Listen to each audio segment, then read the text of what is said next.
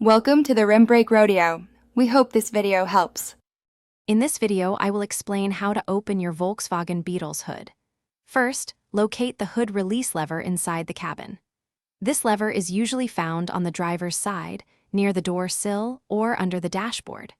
Once you find it, pull the lever firmly towards you.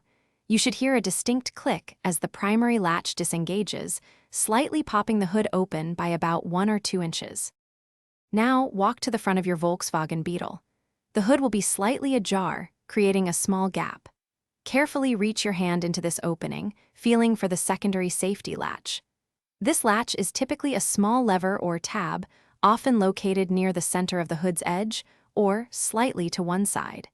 It's designed as an additional safety measure to prevent accidental opening while driving. With the secondary latch located, push it either to the side or upward, depending on your Beetle model, to fully release the hood.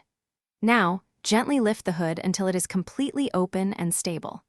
Look for the prop rod, which is typically attached to the underside of the hood or near the engine bay. Securely insert the end of the prop rod into the designated hole to hold the hood safely in its upright position. Remember these important tips for safe hood access.